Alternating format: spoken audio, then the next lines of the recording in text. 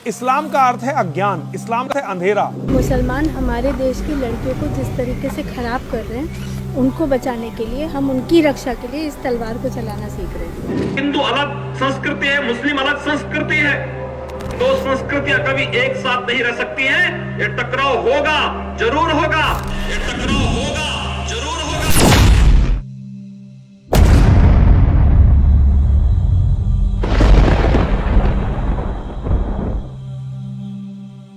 मोहम्मद तेरे बाप का नाम, कोई त्रिपुरा में मुल्लागिरी नहीं चलेगा। ये मुझे कटवाते हैं, हम गर्दन काटने वाले व्यक्ति का अरे नीर से ही खत्म कर दो। सारों को चुन कर ठोकेंगे, ठोकेंगे कि नहीं?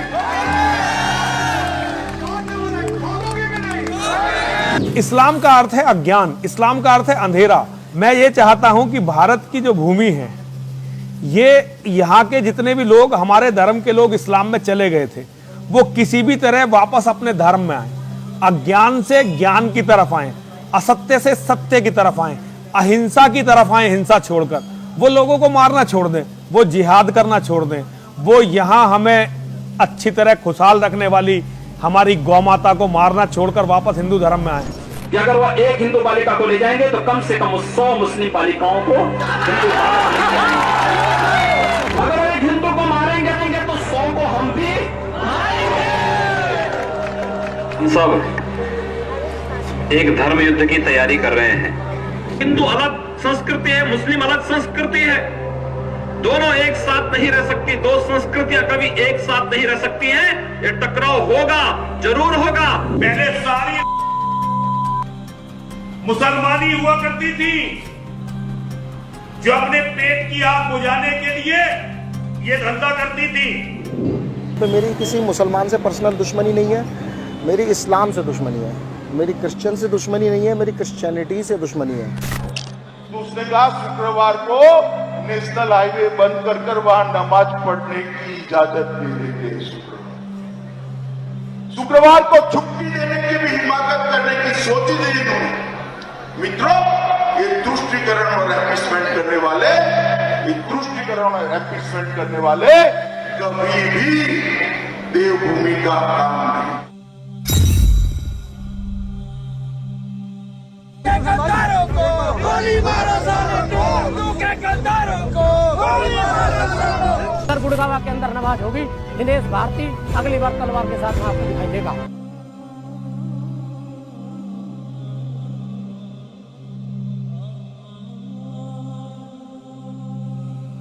जिहाद को आपको पूरी दुनिया से मिटाना पड़ेगा। यह बिल्कुल उसी तरह से है जैसे मानव के शरीर में कैंसर होता है। किसी भी कीमत पर दुनिया को इस्लामिक नहीं होने देंगे। हमारा रोल मॉडल होना चाहिए इजराइल के यहूदी। यहूदी हमारा वर्त, देखिए यूं तो हम विश्व गुरु थे और हमारे अध्यात्म में, हमारे शास्त्रों में सब कुछ लिखा हुआ है, लेकिन हिंदुओं ने बहुत समय से अपने शास्त्रों को, अपने धर्म को फॉलो नहीं किया है। आज जो रोल मॉडल है वो इजराइल है, और इजराइल के बाद दूसरा रोल मॉडल जो है वो म्यांमार है। हमें इन लोगों को फॉलो करना पड़ेगा, इनसे सीखना पड़ेगा। আল্লাহ সুবহানাহু ওয়া তাআলা পবিত্র কুরআন মাজিদে বলেছেন, মানুষের ভিতর মুমিনদের শত্রুতার বেলায় অবশ্যই তুমি ইহুদি এবং মুশরিকদের সর্বাধিক কঠোর পাবে। প্রকৃতপক্ষেই হিন্দুত্ববাদী ভারতের নেতাদের মতো এমন তীব্র ইসলাম বিদ্বেষ ইসরায়েলের ইহুদি ছাড়া অন্য কারো মধ্যে দেখা যায় না। হিন্দুত্ববাদী নেতাদের এইসব তীব্র বিদ্বেষপূর্ণ বক্তব্য শুধু মুখের কথার মধ্যেই সীমাবদ্ধ নয়, তারা আসলেই এগুলো বাস্তবায়ন করিয়ে দেখিয়েছে।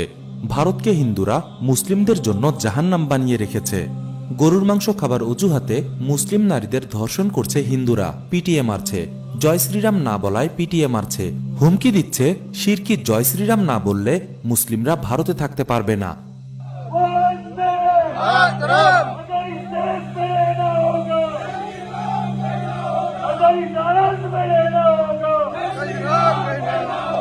কথিত লাভ জিহাদের হাস্যকর অজুহাতে মুসলিমদের পুড়িয়ে মারার মতো ঘটনা ঘটাচ্ছে।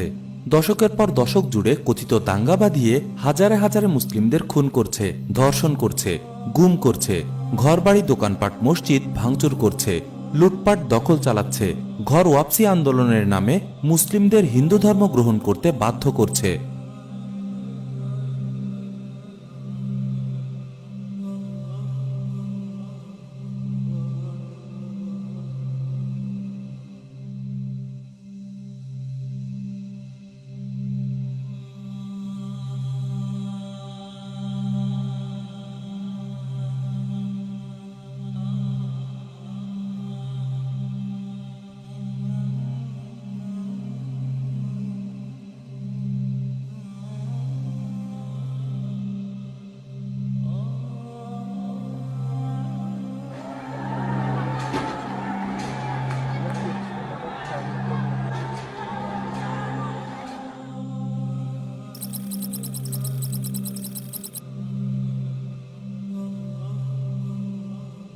2021 সালের অক্টোবর মাসে ত্রিপুরার মুসলিমদের উপর নরক নামিয়ে আনে হিন্দুত্ববাদী ভারত। টানা কয়েকদিন একের পর এক মসজিদে চলে ভাঙচুর, হিন্দুদের আগুনে পুড়ে যায় কুরআন।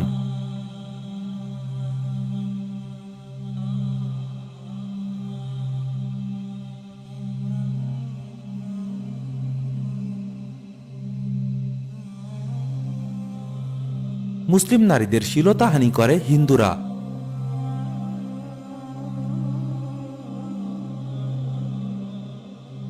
সমানে চলে মুসলিম ঘরবাড়ি, ব্যবসা প্রতিষ্ঠান লুটপাট। হিন্দুদের মিছিল থেকে ভেসে আসতে থাকে তীব্র ইসলাম বিদ্বেষী স্লোগান। মুসলিমদের হৃদয়ের স্পন্দন মোহাম্মদ সাল্লাল্লাহু আলাইহি ওয়াসাল্লামকে অবমাননা করে স্লোগান দেয় হিন্দুরা। मोहम्मद तेरे बाप का नाम, कोई त्रिपुरा में मुल्लागिरी नहीं चलेगा। আর এই সবকিছু ঘটে ভারতীয় হিন্দুত্ববাদী সরকারের প্রত্যক্ষ তত্ত্বাবধানে। सुप्रीम कोर्ट की लॉयर्स की टीम अभी त्रिपुरा आई है और हम लोगों ने यहाँ पे नॉर्थ त्रिपुरा, साउथ त्रिपुरा, पानी सागर, रब्बा बाजार और कई मस्जिदों में विजिट किया है जहाँ पे आगजनी की घटनाएं हुई हैं। और हमारी इनिशियल रिपोर्ट में हमें ये पता पड़ा है विश्व हिंदू परिषद और बीजेपी की रैली यहाँ पे थी और करीब 10,000 लोग रैली के रूप में यहाँ आए थे और उन्होंने मस्जिदों को नुकसान पहुंचाया और दुकानों में लूटपाट करी है। और सबसे खास बात यह है कि ये मुझे लगता है कि स्टेट स्पॉन्सर्ड रैली थी जिसने ये माइनॉरिटी को निशाना बना के इनके ऊपर ये अटैक किया है। हमारे साथ लॉयर्स की टीम में एडवोकेट अमित श्रीवास्तव जी भी हैं, एडवोकेट मुकेश हैं, एडवोकेट अंसार साहब हैं। ये हम लोग सब लोग दिल्ली से आए हैं और हम कल अब दिल्ली वापस जाके परसों फिर वहां पे एक डिटेल प्रेस कॉन्फ्रेंस करेंगे। लेकिन ये एक इनिशियल वीडियो आप लोगों की क्यूरियोसिटी के लिए मैं जारी कर रहा हूं कि ये स्टेट स्पॉन्सर्ड मुझे लगता है कि टेररिज्म की घटना को अंजाम दिया गया है यहाँ पे। और जिस तरीके से आग लगाई गई है और जिस तरह से पुलिस की मौजूदगी है वहां पे, वो ये बात साबित करती है कि सरकार का कहीं ना कहीं इस रैली को और विश्व हिंदू परिषद को समर्थन है। ত্রিপুরার ঘটনার কিছুদিন পূর্বেই আসামের মুসলিমদের ঘরবাড়ি অবৈধভাবে দখল করে নেয় ভারত সরকার, মসজিদ গুড়িয়ে দেয়।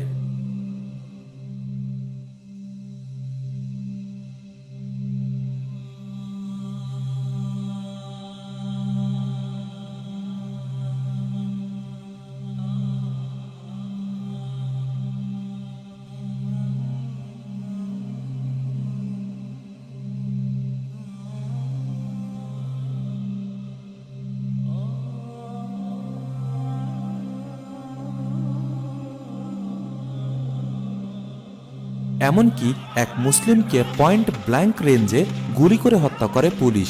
এরপর সেই অসহায় মুসলিমের মৃতদেহের উপর তীব্র বিদ্বেষ এবং আক্রোশের সাথে এক হিন্দুত্ববাদী সাংবাদিক লাফাতে থাকে। প্রকৃতপক্ষে আসাম সহ সমগ্র ভারতেই মুসলিমদের গণহত্যার প্রস্তুতি নিচ্ছে হিন্দুত্ববাদী ভারত। আশ্চর্যের ব্যাপার হলো মুসলিম সহ অন্যান্য সংখ্যালঘুদের উপর অত্যাচারের স্টিম রোলার চালানো হিন্দুরা আত্মরক্ষার হাস্যকর অজুহাত দিয়ে সশস্ত্র হচ্ছে, কঠোর সামরিক প্রশিক্ষণ প্রদান করছে যুবক যুবতী, কিশোর কিশোরী সহ সব বয়সের মানুষদের, এমনকি শিশুদের পর্যন্ত বাদ দিচ্ছে না।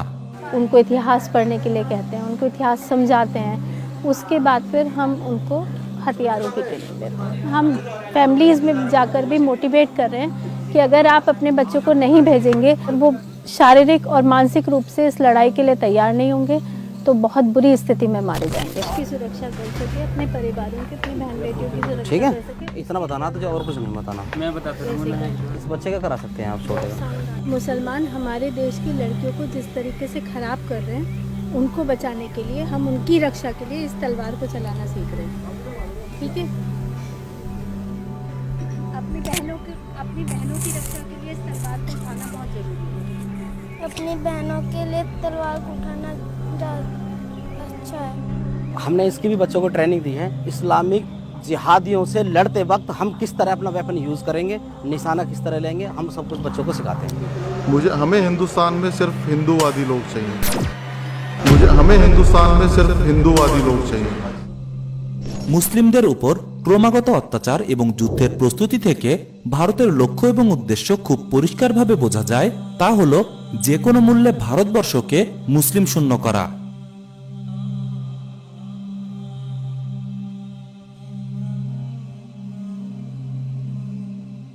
বাংলাদেশ, ভারত এবং পাকিস্তান মিলিয়ে অখণ্ড ভারত প্রতিষ্ঠা করা, এই লক্ষ্য তারা গোপন রাখেনি। বিভিন্নভাবে বিভিন্ন সময় জানান দিয়েছে। દોરવાનું કહેવામાં આવે તો ફટાફટ દોરી આપવાની તો દોરો ભારતનું માનચિત્ર તમે તમારે જ ચેક કરવાનું છે કે નીચેની બાબતો તમારા માનચિત્રમાં તમે દર્શાવી છે પાકિસ્તાન અફઘાનિસ્તાન બાંગ્લાદેશ નેપાળ ભૂતાન એટલે કે આ ઉપરના દેશો પણ અખંડ ભારતના જ ભાગ હતા. Many years ago, I had the opportunity to visit the RSS headquarters in Nagpur in India. And when I went there, I saw this massive map on the wall which showed India, but no Pakistan and no Bangladesh. And I believe that's what's called Akhand Bharat, undivided India in some circles, Hindu national circles. Is that what you want to see one day? India restored, undivided, Bangladesh, Pakistan gone from the map? The RSS still believes that one day these parts which have for historical reasons separated only 60 years ago will again through popular goodwill come together and Akhand Bharat will be created. Wow. The RSS believes in that. As an RSS member, I also hold on to that view. উপমহাদেশের জন্য ভারত এক বিস্ফোরা, যে কোনো মূল্যে সে চায় উপমহাদেশকে মুসলিম শূন্য করে রামরাজত্ব গড়ে তুলতে। ভারতীয়দের এই তীব্র ইসলাম বিদ্বেষ, স্বাধীন দুই দেশ বাংলাদেশ ও পাকিস্তান দখল নেবার ক্রমাগত হুমকি, তীব্র সাম্প্রদায়িকতা ভারতের দালাল মিডিয়া আমাদের সামনে উপস্থাপন করে না। উল্টো দালাল মিডিয়া আর পাঁচাটা বুদ্ধিজীবী সেকুলার প্রগতিশীলরা ভারতকে সাম্প্রদায়িক সম্প্রীতি রক্ষার কাণ্ডারি হিসাবে উপস্থাপন করে। মুসলিমদের দেখানো হয় সাম্প্রদায়িক হিসাবে। জলজান্ত প্রমাণ পাওয়া গেল ত্রিপুরার ঘটনায়। ত্রিপুরার ঘটনার কিছুদিন পূর্বেই বাংলাদেশের হিন্দুদের ঘরবাড়ি মন্দিরে ভাঙচুর চালানো হয়। এই হামলা কোনো মতেই সাম্প্রদায়িক ছিল না, হিন্দুরা নিজেরাই এটা স্বীকার করে। এবং একই সঙ্গে আমরা জিজ্ঞেস করেছি ওইখানে সাধারণত এর সঙ্গে কোনো ওই যে টুপিওয়ালা হুজুর টুজুর যুক্ত আছে কিনা, এবং পূজারীরা যারা মহিলা থেকে আরম্ভ করে যারা আক্রান্ত তারা বলেছে না, এই টুপিওয়ালা হুজুর কিংবা যাদেরকে আমরা মৌলবাদী গোষ্ঠী হিসেবে চিহ্নিত করি মূলত তাদেরকে কিন্তু তারা করছে না, তাদের দিকে তীর নিক্ষেপ করছে না। তো সেই দিক দিয়ে আমার মনে হচ্ছে যে টোটালটাই পলিটিক্যাল। এবং বিভিন্ন তথ্য প্রমাণের আলোকে বিশেষজ্ঞরা অভিযোগের আঙুল তোলেন ভারতের দিকে। বাংলাদেশে অস্থিতিশীলতা তৈরি করার জন্য ভারতের কুখ্যাত গোয়েন্দা সংস্থা র দেশীয় দালালদের সহায়তায় হিন্দুদের মন্দির বাড়িঘরে হামলা চালিয়েছে, এমন ধারণা করেন বিভিন্ন বিশেষজ্ঞ এবং বিশ্লেষকরা।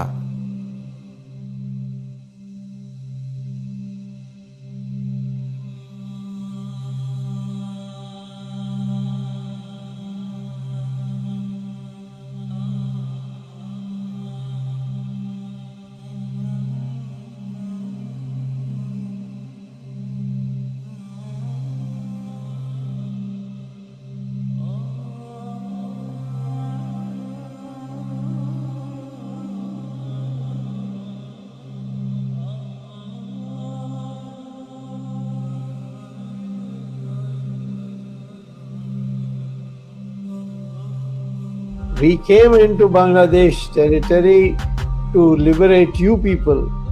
Now if you are not going to stop it, then we will come to liberate the Hindus. এখানে একটা লাস্ট কথাটা বলি আপনাদেরকে, এখানে একটা ভারতীয় চক্র আছে, ভারতীয় গোয়েন্দা বাহিনীর চক্র আছে। ভারতে তার রাজনীতির সাথে আমার রাজনীতি জড়িত হয়ে গেছে। এখানকার আমার প্রধানমন্ত্রী বুঝাতে চায় আমাকে ছাড়া এখানে সংখ্যালঘুর কোনো উপায় নেই। অথচ ভারতের দালাল বুদ্ধিজীবী সেকুলার প্রগতিশীল হলুদ মিডিয়া ক্রমাগত মুসলিমদের দোষারোপ করতে থাকে, সামাজিক মাধ্যমে মুসলিমদের তুমুল সমালোচনা করে। এই মৃত্যু উপত্যকা আমার দেশ নয়, মানবতা বিরোধীদের এই ধরনের পোস্টের হিড়িক পড়ে যায়। চলে মানববন্ধন, চলে কনসার্ট, সেই কনসার্টে আবার চরমভাবে ইসলাম অবমাননা করে দালালেরা।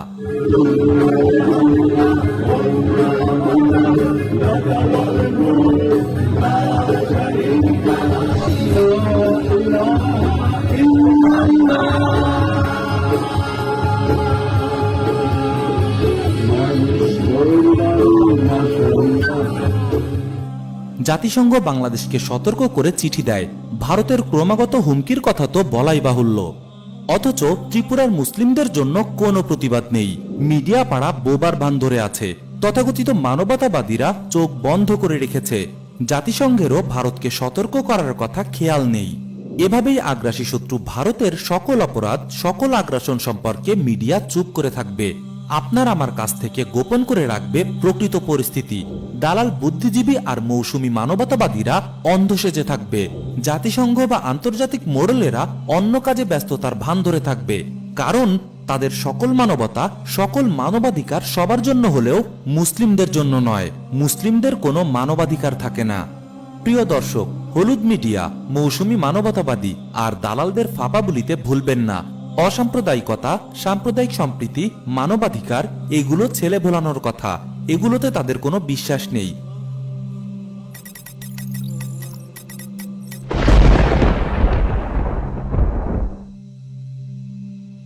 এগুলো আমার আপনার মনোযোগ অন্যদিকে ঘুরিয়ে রেখে আমাদের কচুকাটা করার ফাঁদ।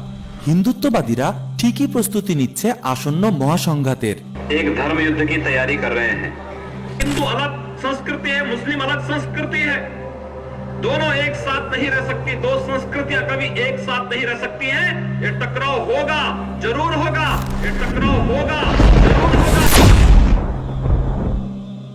ধেয়ে আসছে হিন্দুত্ববাদী আগ্রাসন, ধেয়ে আসছে এক মহাসংঘাত। এই সংঘাত থেকে পালিয়ে বাঁচার কোনো উপায় নেই। আপনি পালিয়ে বাঁচলেও সংঘাত ঠিকই আপনাকে খুঁজে নেবে। এই লড়াই স্পষ্ট, শত্রু প্রকাশ্য। লড়াইয়ের জন্য পুরোদমে প্রস্তুত তারা। আমি বা আপনি কি প্রস্তুত?